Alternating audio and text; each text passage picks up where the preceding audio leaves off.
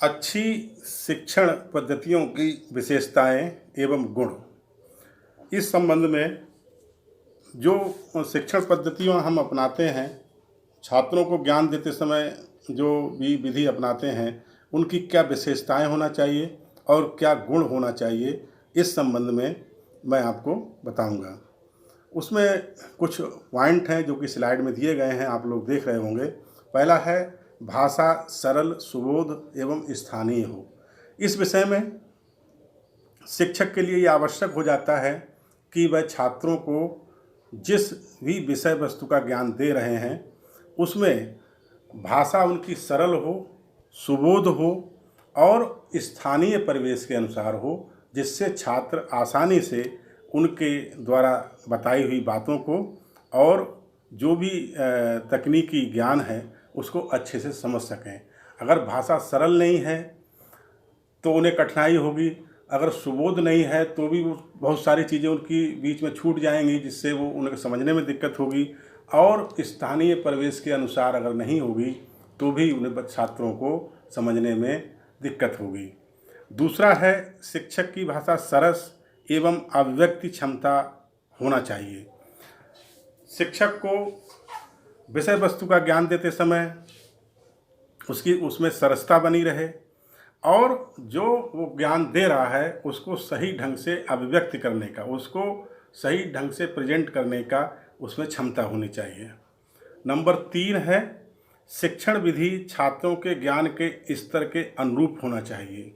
यहाँ पर शिक्षक को इस चीज़ का विशेष ध्यान रखना होता है कि जो भी ज्ञान वो छात्रों को दे रहे हैं वह उनके अनुसार होना चाहिए।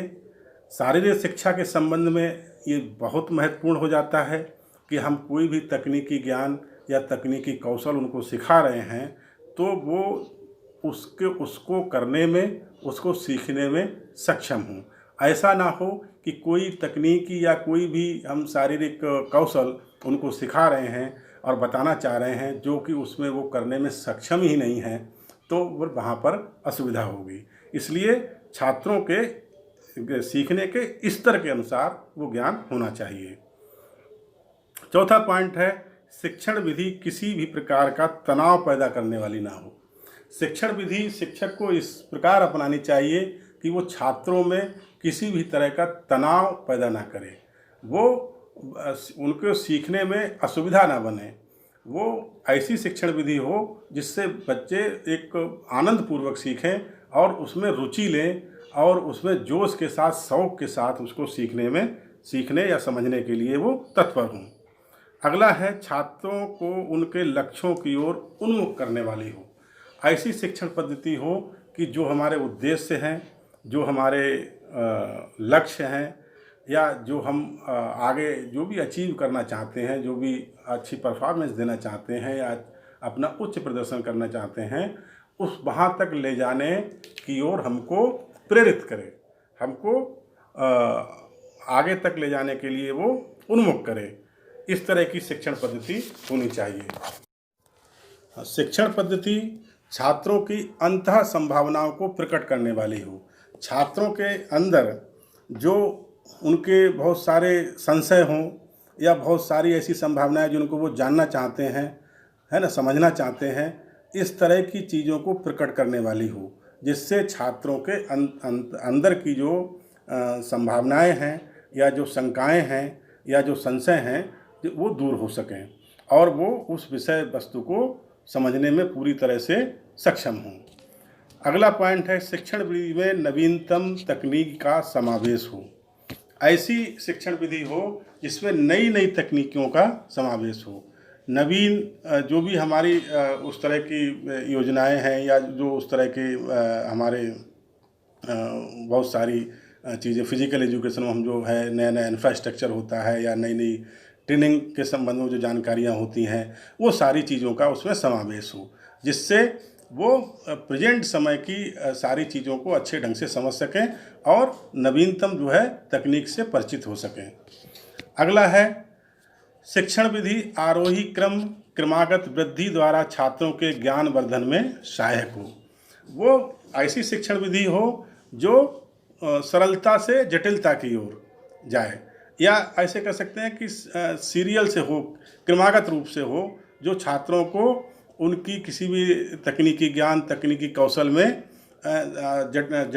सरलता से जटिलता की ओर जाते हुए उनकी पूरा तकनीकी कौशल सिखाने में वो सक्षम हो।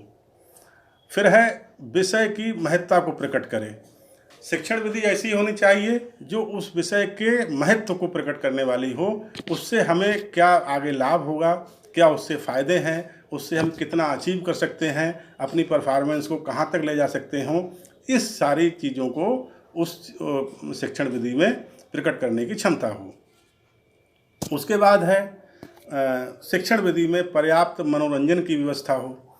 ऐसी शिक्षण विधि होनी चाहिए जिससे छात्रों को शिक्षण विधि के दौरान बीच बीच में मनोरंजन का भी आनंद मिल सके, जिससे उन्हें विषय वस्तु को सीखने में और अधिक रुचि पैदा होगी, है ना। अधिक से अधिक समय तक वो छात्र जो है उस हमारे जो शिक्षण विधि अपना रहे हैं या जो हम उनको ज्ञान दे रहे हैं उसमें अधिक से अधिक समय तक इन्वॉल्व होंगे और सीखने का उनमें जोश पैदा होगा, उन्हें प्रेरणा मिलेगी और वो किसी भी विषय वस्तु जो कि कई बार ऐसी कठिन विषय वस्तु होती है, कठिन तकनीकी ज्ञान होता है, तकनीकी कौशल होता है, उसको वो सरलता से सीखने में सक्षम होंगे। उसके बाद है शिक्षण विधि सभी दृष्टियों से उपयोगी हो। शिक्षण विधि ऐसी शिक्षक द्वारा अपनाई जानी चाहिए जो सभी दृष्टियों से, हर ओर से उपयोगी साबित हो, जिससे छात्र अधिक से अधिक ज्ञान प्राप्त कर सकें और शारीरिक शिक्षा के संबंध में वो अपने तकनीकी कौशल और तकनीकी ज्ञान को अधिक से अधिक